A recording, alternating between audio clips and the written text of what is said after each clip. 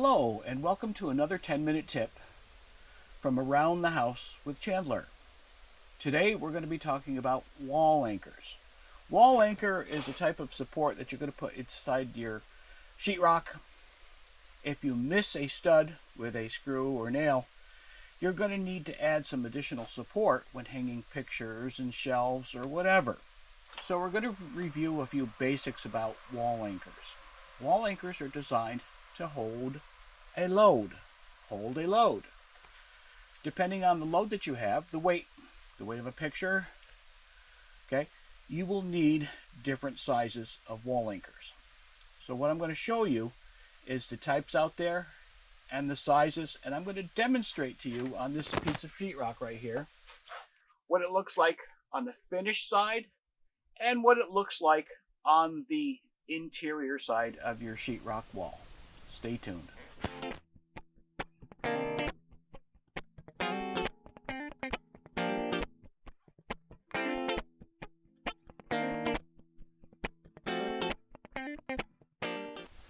Okay, so here we have an example of an assortment of sizes of wall anchors. We've got all the way from the smallest wall anchor to a number 10 wall anchor. These are made out of plastic or nylon, and how they work is we pre-drill a hole to a certain size. We use a hammer to insert these into that hole and then pound them in so that they're flat with the wall. Now a close-up of this wall anchor is going to show you we have two little flutes. Okay, these flutes are going to go into the wall and then connect, and you won't be able to pull this out without damaging your wall. What happens when we insert the screw that comes with this, in this case it's this screw right here, as we insert this, it's going to open up this gap. You can see that it's starting to open it up already just by putting it in. So what it'll do, it will eventually become flat on the interior of your wall. You won't notice that. The only thing that you'll notice, of course, is the screw and the actual anchor on the finished side. I'll give you a demonstration of that. Also, what they have out there are these type of wall anchors. Now, these are little spiral round plastic things that, again, come in two different sizes that will hold different weights. You basically take your screw gun or your screwdriver, you put it in the end there, and you screw it right into the wall. The spiral or serpentine area is going to hold this into your wall. You're not going to be able to pull it straight out, but you can, however, unscrew them from your wall. In case you make a mistake, you can always patch the wall after. Another type of wall anchor is this metal molly wall anchor. Operates on the same principle. Okay, you basically pre-drill a hole, pound it in.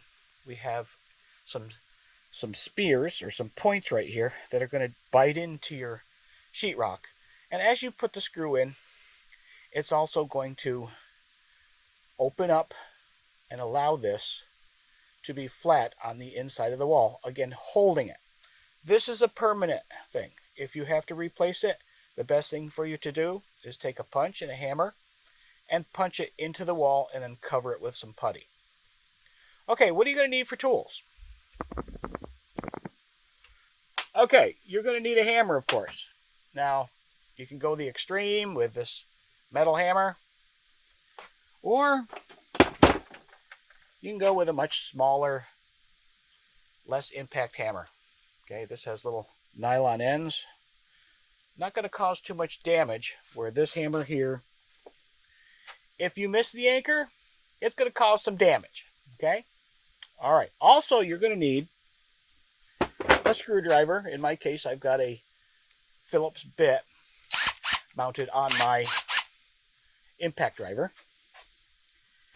And depending on the size, you're going to need a couple of drill bits. Okay? This happens to be a step bit, where it's going to step in size. the farther it goes. This is a specific size of bit. All right, let's do a demonstration of how easy they go in and what they look like after. All right, I'm going to give you a demonstration of how easy these wall anchors are to install. First thing what we're going to do, I'm going to put my Phillips bit into my gun here. And we're going to install this nylon or plastic wall anchor. Okay, it's white nylon. Might be hard to see. Okay, very easy. Slowly start it. It's got a self-tapping bit on the end.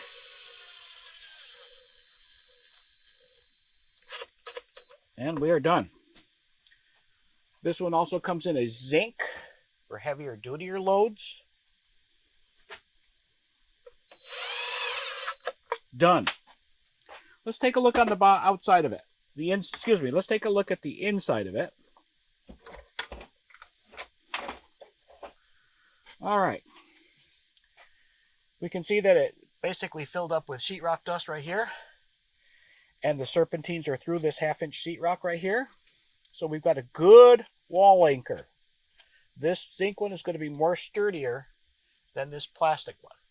But each have its own use. Okay? That's what it looks like on the inside of your wall. Now you can remove these. If you happen to drill in the wrong spot, your picture's off by a couple inches, no problem. Using that same Phillips bit, it's out. Okay, once it's in, we'll drill a new hole. You can take a screw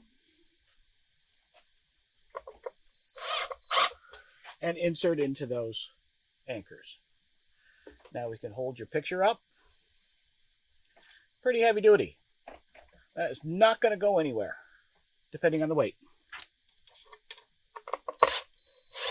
Again, they're removable. Okay. Okay. The next one I have does require its own hole. Pre-drill hole, a smaller diameter than what you're going to use for a wall anchor.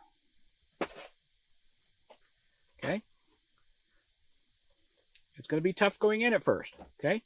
You want that resistance. I'm going to take this in, pound it in a little bit beyond those splines. Okay, depending, you can get it flush if you want to. This one's out about 1/8 or 1/16 of an inch. No big deal. You're going to take your screw and whatever you need to use for screwing in the screw.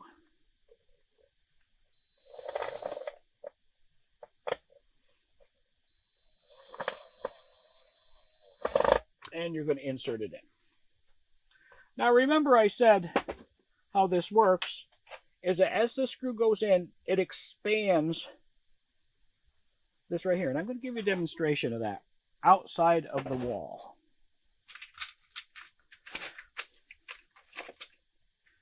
All right, here we go. We're going to put the screw in.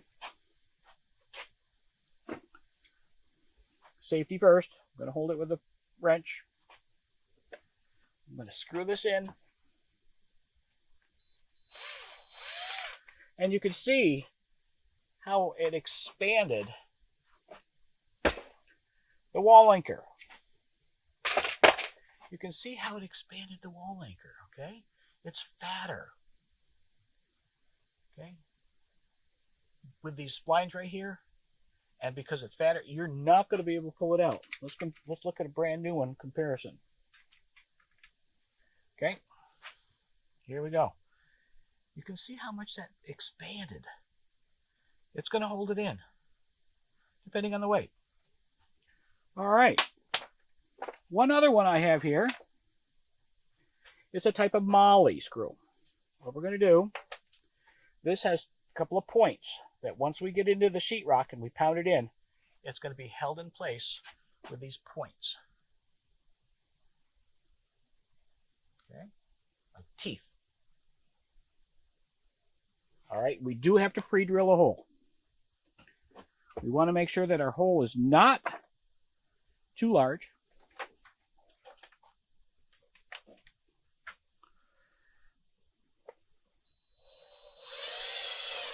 Let's try that. You want a nice friction fit. Okay, good. Again, take your hammer, tap it in. Okay, now, these come with a screw and a washer. Screw and a washer. We're going to take our Phillips head screwdriver in this case,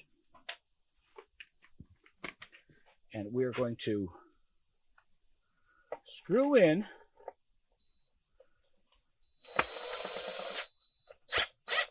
notice it dug into that sheetrock, okay? It might be a little damaged, but it's dug in there good. We're going to tighten that up just a hair more. All right. So there we have it. Our plastic, zinc, our small wall anchor, and our larger wall anchor. Let's see what it looks like on the other side. All right, we're going to zoom in on this. Okay, there's our plastic bottom spiral. There's our zinc spiral. There's our gray lightweight wall anchor and our molly. Now the molly does the most internal damage of the wall. You can see that it bit in. Okay, that isn't going to go anywhere. We've got the rest of that sheetrock used as support. I'm really reefing on that, and that is not moving. My vise is moving, but that is not moving.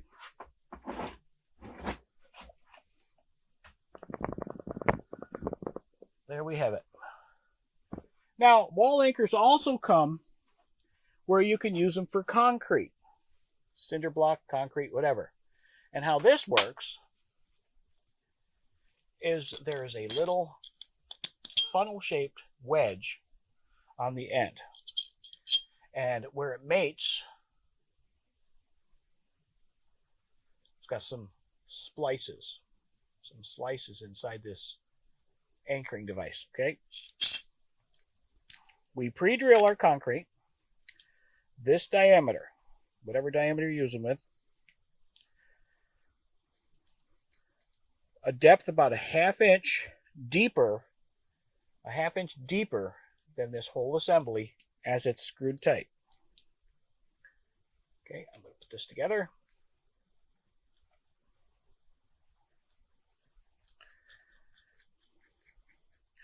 Okay, so we're going to measure the length of this from this finger all the way up to that bottom washer.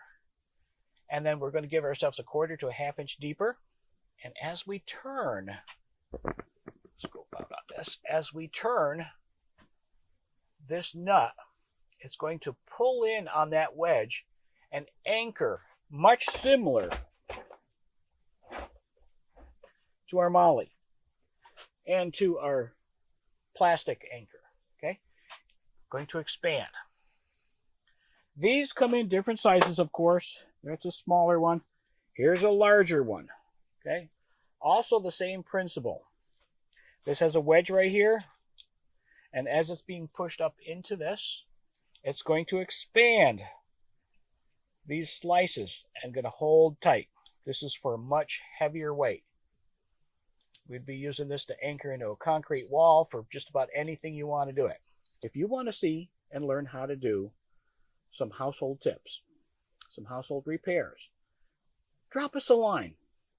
We'll do our best to answer your questions, maybe have a 10-minute tip or a full 30-minute episode on how we can help you around the house with Chandler. Thanks for watching.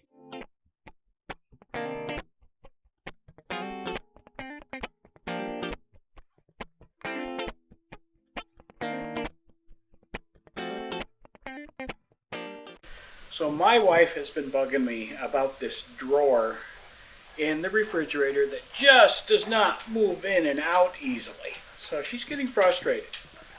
So we're going to try a little simple fix that you can do at home. Stay tuned.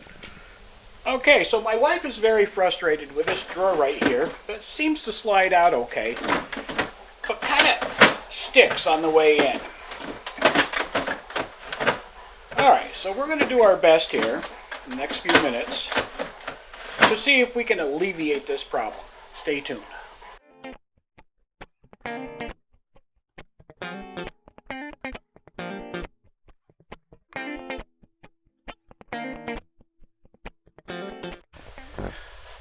Alright, so after removing all the weight inside here and the moldy cheese and lunch meats here, it still doesn't quite operate the way it should. Okay, so we're going to remove the drawer. Okay. And then we're going to wipe all the moisture off of the trim rails right here. And then try this little trick, okay? Okay, using some paper towels, we're going to just basically get the moisture off the slide rails on our produce drawers. Get it as dry as you can.